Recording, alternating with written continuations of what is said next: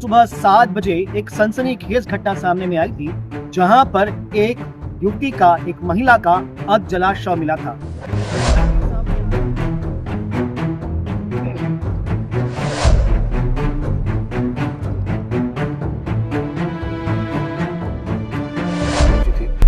Police के लिए सबसे बड़ी चुनौती थी आइडेंटिटी स्टैब्लिश करना। काम करते करते इनकी नजदीकियां काफी बढ़ गई थी। अब ये मामला प्रेम प्रसंग का हो चुका था और प्रेम प्रसंग से बढ़कर चेहरा ज्ञात था और न ही कोई ऐसा आइडेंटिफिकेशन मार्क्स मिल रहा था जिसके आधार पे महिला की आइडेंटिटी ज्ञात हो सके। इस तरह के मामले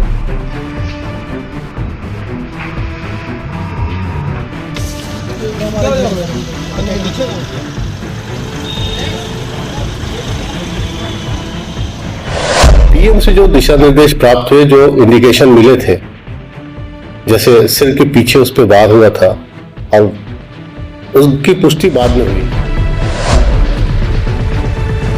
नमस्कार, मैं हूं शिवेंद्र, आप देख रहे हैं द सीजी खबर। कल सुबह 7 बजे एक सनसनीखेज घटना सामने में आई थी, जहां पर एक युवती का, एक महिला का अध जला शव मिला था। इस घटना के सामने आते ही पूरे दुर्ग जिले में सनसनी फैल गई थी, पर जब वहां पर पुलिस पहुंची और वहां पे शिनाख्त की, तहकीकात की, तो वहां पर मालूम चला कि कुछ दूरी में एक धारदार हथियार है और यह साफ समझ में आ रहा था कि शायद किसी धारदार हथियार से महिला की या उस युवती की हत्या की गई है और हत्या के बाद या फिर वार करने के बाद उस महिला को जला दिया गया थी। जब पुलिस आसपास में और शिनाख्त करती है तो पुलिस को वहां पर एक मोजा, चप्पल और दोने में रखा मोमोज भी मिलता है। मामला बहुत गंभीर था, जो कि महिला से जुड़ा हुआ मामला था, इसलिए तुरंत निर्देश दिए गए, टीमें बनाई गई। इसके बाद शुरू हुई तहकीकात।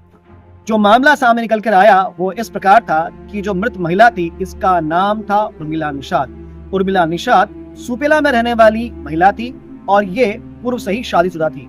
इसका संबंध, इसका प्रेम प्रसंग विजय बांधे नाम के एक व्यक्ति के साथ चल रहा था, जो कि खुद भी शादीशुदा था। दरअसल विजय बांधे और उर्मिला साथ में कैटरिंग के काम किया करते थे। साथ में काम करते करते इनकी नजदीकियां काफी बढ़ गई थी। अब ये मामला प्रेम प्रसंग का हो चुका था और प्रेम प्रसंग से बढ़कर आगे भी कुछ हो चुका था। पर विषय ऐसा है कि अभी कुछ दिनों से उर्मिला और विजय के बीच में अनबन चल रही थी। कारण ये था कि उर्मिला विजय के ऊपर दबाव बना रही थी कि मुझे तुमसे शादी करनी है, और विजय इस बात इनकार कर दिया करता था क्योंकि विजय का अपना खुद का परिवार था।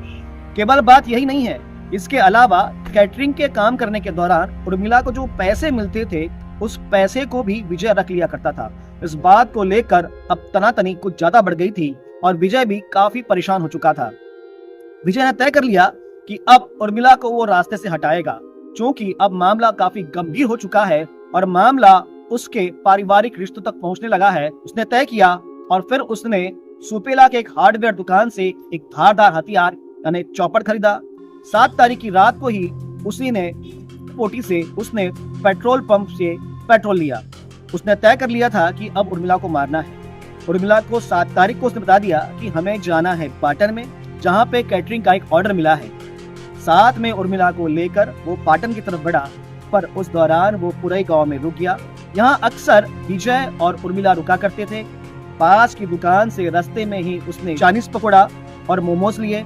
फिर जहां पर एक अंधेरी जगह थी नहर के पास में, उन लोग वहां पर बैठे।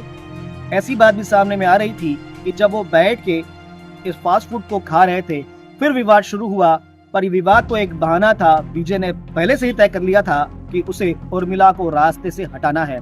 विवाद के दौरान उसने धारदार हथियार से पहले उर्मिला के सर पर वार किया, गिर जाने पर फिर और धारदार हथियार से वार किए। पीएम रिपोर्ट में जो बात सामने में आ रही है वो यह भी है कि उर्मिला के शरीर पर भारी पत्थर से भी वार किए गए थे। जांच का मामला है, बाकी बातें सामने में आएगी। पर उर्मिला के वहां पे मृत हो जाने के बाद पास में रखे पैरावट से और पेट्रोल डालकर उर्मिला के शव को उसने जला दिया और फिर वो अपने घर चला गया। जब सुबह यह मामला खुला तो हड़कंप मच गया। पर बड़ी बात यह है कि आखिर विजय पुलिस की गिरफ्त में आया कैसे। पर जब यह मामला सामने में आया था तो पुलिस चौकन्नी हो गई थी और आसपास के सारे सीसीटीवी फुटेज को खंगाल रही थी। लगभग 500 से ज्यादा सीसीटीवी फुटेज पुलिस ने खंगाले थे।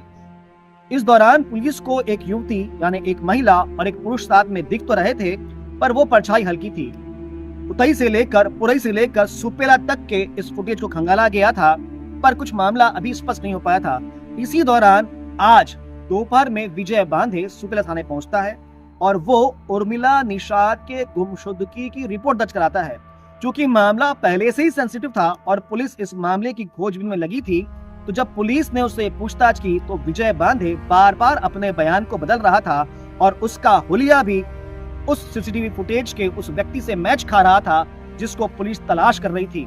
जब सख्ती से पूछताछ की गई तो विजय टूट गया और उसने इस सारी बात को कबूल लिया कि हत्या आखिर उसी ने की थी।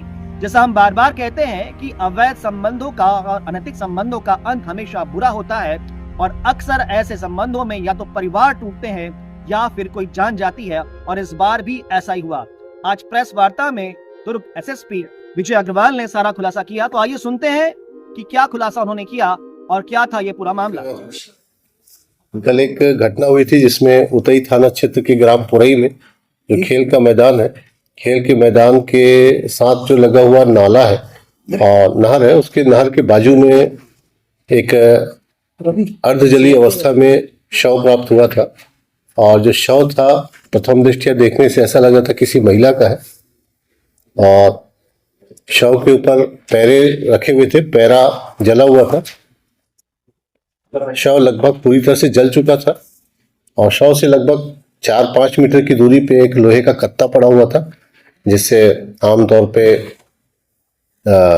जानवरों को काटने के लिए यूज होता है, मुर्गा वगैरह काटने के लिए यूज होता है। वो कत्ता पड़ा हुआ था और दो चप्पल पड़े हुए थे और शव अदम शिनाख्त थी। सूचना मिलते ही थाना प्रभारी मौके पे पहुंचे थे महेश, और उन्होंने जानकारी सभी अधिकारियों को दी और सभी मौके पे पहुंचे थे। एफएसएल की टीम भी मौके पे पहुंची थी। पुलिस के लिए सबसे बड़ी चुनौती थी आइडेंटिटी स्टैब्लिश करना, क्योंकि ना तो चेहरा ज्ञात था और न ही कोई ऐसा आइडेंटिफिकेशन मार्क्स मिल रहा था जिसके आधार पे महिला की आइडेंटिटी ज्ञात हो सके।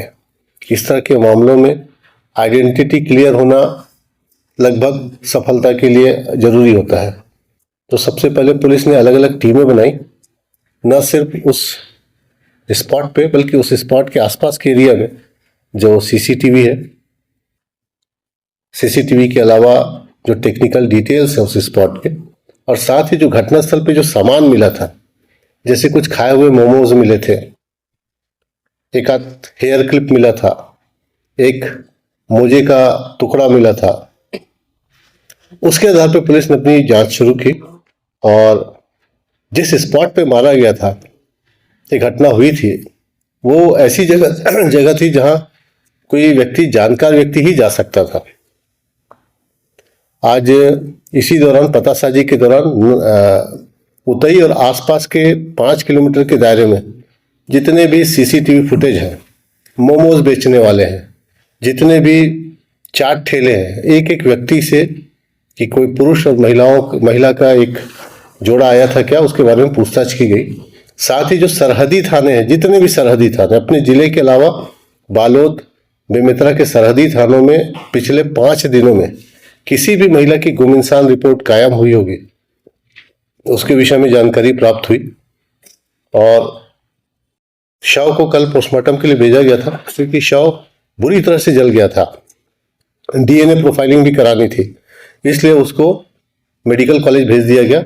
आज उसका पीएम हुआ, तो पीएम से जो दिशा निर्देश प्राप्त हुए, जो इंडिकेशन मिले थे, जैसे सिर के पीछे उस पर वार हुआ था और उसकी पुष्टि बाद में हुई।